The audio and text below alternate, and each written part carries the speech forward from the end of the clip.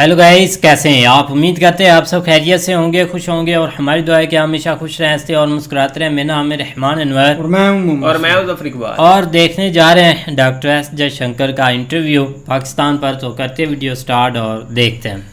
पहले एक छोटा सा सवाल पाकिस्तान को लेकर कि पाकिस्तान के साथ रिलेशनशिप पे आपने अपनी बुक में भी बहुत कम जिक्र किया, आजकल आप बोलते भी बहुत कम है उस रिलेशनशिप को लेकर, लेकिन पाकिस्तान में अभी एक और यू टर्न देखने को मिला। पहले उनके जो नए फॉरेन मिनिस्टर हैं इशाक डार साहब, उन्होंने कहा कि हम इंडिया के साथ ट्रेड रिलेशन खोलना चाहते हैं, फिर बाद में कल उनकी फॉरेन मिनिस्टर ने स्टेटमेंट दे दिया कि नहीं, ऐसा कोई विचार नहीं, हम इंटरेस्टेड भी हैं उनके साथ बिजनेस करने में।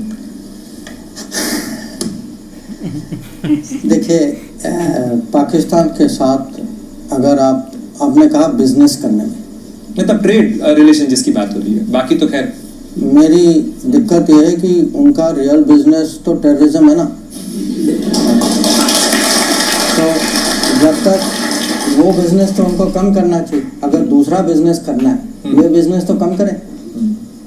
कि अगर पाकिस्तान के साथ अगर हमें सीरियसली बातचीत करनी चाहिए, ये टेररिज्म आतंकवाद का मुद्दा जो है ये माने उसके केंद्र में है। इसको आप ये नहीं कह सकते कि चलिए उसको साइड में करिए, बाद में बात करते हैं। कहीं ना कहीं उनको जो है ये टेररिज्म के विषय पे कुछ तो करना होगा। जो अभी तक वो कह रहे हैं वो कहीं नजर नहीं आ रहा है। This is what you want to say? नहीं, आई वांट टू से अब आप जो वहाँ जो हकीकत है आप भी जानते हैं, मैं भी जानता हूँ। नेबरहुड की बात करें, अगर चाहे मालदीव हो, इंडिया आउट कैंपेन, उसके बाद हमने देखा कि नेपाल में, उसके बाद बांग्लादेश के अंदर भी हाल में ये टूल किट है, और अगर टूल किट है तो इसका प्रोड्यूसर कौन है? देखिए नहीं, टूल किट तो है, टूल किट तो है। अब प्रोड्यूसर इसका अनुमान आप भी लगाएं, मैं भी मेरे मन में भी कुछ चीज़ें हैं, कुछ चीज़ें मैं पब्लिक में कहता हूँ, नहीं कहता हूँ, पर आपका अनुमान मुझसे बेहतर होगा। ऐसा है कि कहना इंडिया आउट कहना बहुत आसान है, ये हमारे पड़ोसी। अब इन्हीं देशों में देखिए कि इनका रोज का जीवन जो है हमारे साथ कितने नज़दीकी से जुड़ा हुआ है। बहुत सारी चीज़ों पे वही देश जो है कुछ हमसे बिजली लेते हैं, कुछ हमारे थ्रू उनका व्यापार होता है। तो मैं कहूँगा कुछ चीज़ें माने कहने के लिए, प्रोपेगेंडा के लिए, इम्पैक्ट के लिए कहीं जाती। तो हर चीज़ को आप इतना लिटरली नहीं मानिए कि इंडिया आउट माने इंडिया आउट हो जाएगा। India is very much and India will always be, ये मैं आपको बिल्कुल विश्वास के साथ कह सकता हूँ। लेकिन फिर ये इंडिया आउट मालदीव में जैसे हमने देखा, बाकायदा एक पार्टी जिसने कैंपेन चलाया वो सत्ता में आती है, कई बयान आए और उन बयानों में भी कई विरोधाभास देखने को मिलते हैं। जो लेटेस्ट इंटरव्यू है मोइज़ो साहब का, उसमें उन्होंने कहा कि पिछली वाली सरकार जो है वो एक एम्बेसडर से डिक्टेट लिया करती थी। ये डोमेस्टिक कंजम्पशन के लिए हो सकता है, लेकिन ये कहीं ना कहीं हमारे रिलेशन को भी इम्पैक्ट करता है और हमने उसका असर भी देखा है। चाहे हमको वहाँ से अपने इक्विपमेंट, अपने लोगों को वहाँ से निकालना पड़ा, जो कि वहाँ पे मदद के लिए हमने भेजे थे, कहीं ना कहीं डिफिकल्टी तो है।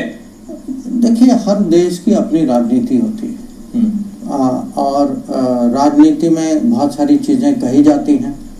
हर चीज़ जो कही जाती है वो करी नहीं जाती।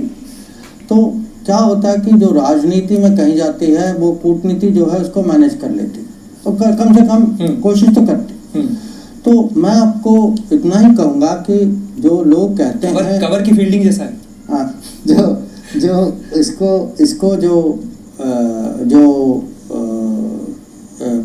इसको कैसे मैनेज करें। अगर आप ग्राउंड में देखें तो हर पड़ोसी देश के साथ पिछले 9-10 साल में हमारे रिश्ते जो हैं और घनिष्ठ हुए। आपने नेपाल का जिक्र किया, मैं कुछ महीने पहले मैं नेपाल में था। अब ठीक है, वहाँ राजनीतिक परिवर्तन आया है, ये पहली बार नहीं आया, पहले भी हो चुका है, आगे क्या होगा वही जाने। पर ये हमारे यहाँ कुछ देशों में कंटिन्यूटी होता है, कहीं चेंज होता है, कहीं पॉलिटिक्स होती है। ये हमें मैनेज करने के लिए जो हमने जो उनके साथ ऐसे रिश्ते आजकल, क्योंकि हम इसको नेबरहुड फर्स्ट कहते हैं, कि अगर बिजली की सप्लाई हो, तेल की सप्लाई हो, पिछले सालों में हमने एक फ्यूल पाइपलाइन बांग्लादेश की ओर बनाया है, एक नेपाल को दिया है। नेपाल आज हमसे, भारत से बिजली इंपोर्ट करता है, हम बांग्लादेश को भी भेज रहे हैं। मालदीव्स की जो बात कर रहे हैं, हमारे वहाँ बहुत बड़े बड़े प्रोजेक्ट्स हैं, उनके लिए तो रोज खाने पीने की चीज़ भी भारत से ही जाती है। तो श्रीलंका में जो मदद जो हमने की, वो तो आप सब जानते हैं कि हमने $4.5 बिलियन का सपोर्ट पैकेज उनको दिया था।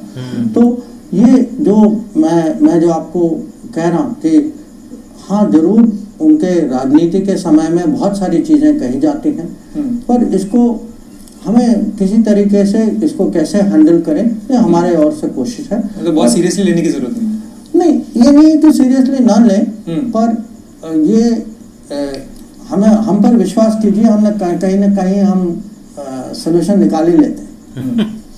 चलिए डॉक्टर जयशंकर, मैं चाइना और पाकिस्तान के रिलेशन पे आऊँ, क्योंकि ये भी भारत के पड़ोसी हैं और आपने कहा बाकी सब पड़ोसियों से तो रिश्ते ठीक हुए हैं, लेकिन इन दोनों का मामला गड़बड़ है। लेकिन आपकी बुक का मैं जिक्र करना चाहूँगा, आपने जो चिंडिया और चिंडियन शब्द का इस्तेमाल किया अपनी बुक के अंदर, जो मेरे शब्द नहीं है, किसी और के शब्द है, लेकिन आपने जरूर इसका इस्तेमाल किया, तो मैं आपके उस पर कहूँगा, ये इंग्लिश वाला चिंडिया है या हिंदी वाला चिंदी है?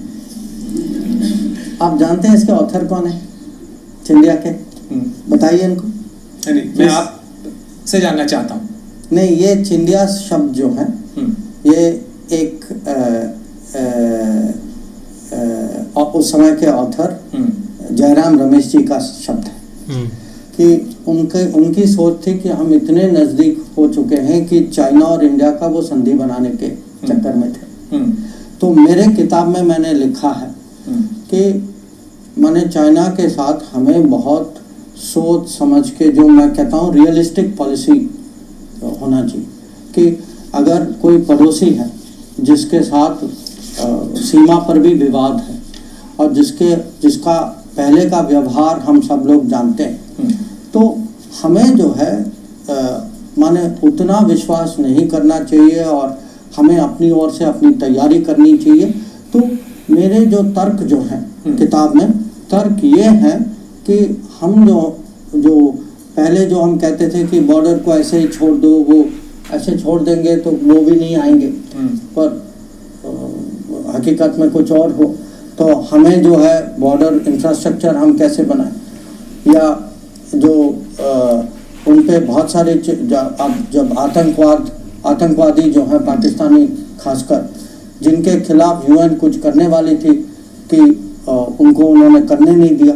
तो बहुत सारी चीज़ें हैं जो हमें चाइना के बारे में बहुत ठंडे दिमाग के साथ, बहुत मैं कहूँगा हमें तैयारी भी करनी चाहिए, एक किस्म से अपनी नीति जो है इसको बहुत जो कहते हैं ना हार्ड हेडेड पॉलिसी होनी चाहिए। डॉक्टर जयशंकर, आप मुझे याद है अच्छे से, आपने कई लेक्चर्स में कहा है कि मानव इतिहास में शायद पहली बार हुआ है कि दो राइजिंग पावर्स इस तरीके से इतना नेबरहुड के अंदर तेजी से बढ़ रहे हैं। बिल्कुल यार, काफ़ी एक ना इंटरेस्टिंग इंटरव्यू है डॉक्टर साहब का। और सबसे पहले एक रिलेशन पर आए ना, तो बिल्कुल यार, हम तो सब भी यही चाहते हैं कि जो एक आम पब्लिक है ना, वो यही चाहती है कि एक इंडिया के साथ जो है ना रिलेशन जो है ना बेस्ट हो जाएं। जो एक चीज़ों को समझते हैं, वो तो एक लोग ऐसे ही बोलते, आम पब्लिक कुछ ना कुछ कहती रहती है। आम पब्लिक होती जो फ्री है। आम पब्लिक ने वोट भी दिया था, आम पब्लिक ने वोट भी दिया था कि वोट की बहुत पावर होती है, लेकिन कुछ भी नहीं बना यार। एक आम बंदे की और एक खास बंदे की भी बात कर रहे हैं ना, कि आम पब्लिक यही चाहती को फायदा हो, लेकिन खास बंदे चाहते हैं कि आम पब्लिक में भी भाई आप ये कह ले 80% वही हैं जो कहते हैं कि भाई हम जो है ना वो जंगी लड़ेंगे, हम जिहादी करेंगे। हर बंदा जाएंगे। मुसलमान बना हुआ है, हर बंदा तो गज़वा हिंद से लेकर घूमता है। तो जी ये लादा इनसे बाकी भाई एक इसहाक डार ने जरूर इस चीज़ के ऊपर एक स्टेटमेंट दिया, लेकिन आगे जो है ना रातों रात फिर गए। और रातों रात फिर गया। असल में वो कुछ चीज़ें अभी इतनी जल्दी करने वाली नहीं है, लेकिन इंटरनली कुछ चीज़ें के बारे में ये जज्बाती हो जाते हैं। हाँ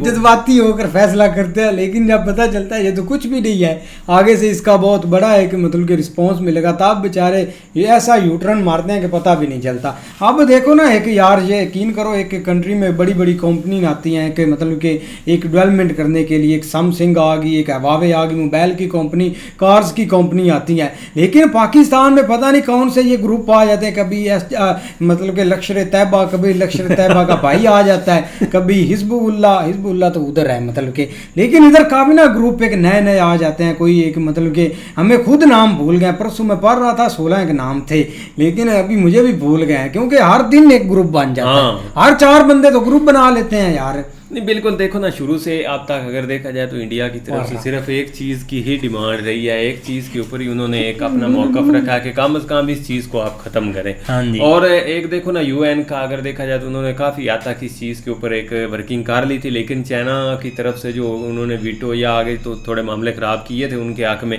तब जाके मामला थोड़े रुक गए थे। लेकिन अभी के लिए भी काफ़ी एक सफाया ज़रूर हुआ है, लेकिन फिर भी अगर देखा जाए तो मुझे लगता है इंडिया की तरफ से यही अभी तक पॉलिसी अपनाई गई है कि पहले भाई इस चीज़ को ख़त्म करें, फिर बात दूसरी जो है ना वो आगे चलेगी। और अभी अगर इस चीज़ के ऊपर कोई वर्किंग पाकिस्तान की तरफ से हो रही है तो भाई वो एक बहुत अच्छा स्टेप है, इनको ज़रूर इस चीज़ को ख़त्म करना चाहिए, क्योंकि आप जो है ना ये इरा इस चीज़ को जो है ना वो एक्सेप्ट भी नहीं करता कि यहाँ पे मामला ख़राब हों, क्योंकि जिस तरह के हालात पाकिस्तान के हैं ना, इनको बहुत ज़्यादा ज़रूरत है अब इंडिया बाकी इनके पास बहुत बड़ी ट्रेड पड़ी हुई है इंडिया के साथ। तो हाफिज सईद पड़ा है, वो दे दें, कुछ 4-5 और पकड़ कर दे दें, बड़ी ट्रेड है। नहीं दे उधर से दे, लेकिन बॉर्डर तक रखे ना, उधर उनको लटका के उनको देने आगे वो कर लेंगे जो करना है। ज़ाहिर बात है उनके पास बड़े तरीके हैं, क्योंकि ईरान के साथ भी इनको थोड़ा चलने के तो उसके लिए तो भाई उन्होंने ओपनली अमेरिका ने कह दिया कि उधर पाँव नहीं रखना, ना ही देखना उधर, नहीं तो रगड़े जाओगे। बस यही चीजें चल रही है। शी जिनपिंग गुस्से में है, वो अब नहीं बोल रहा है आर्मी इधर भेजूंगा, आप थोड़ी सी तुम हरकत करो तो सही,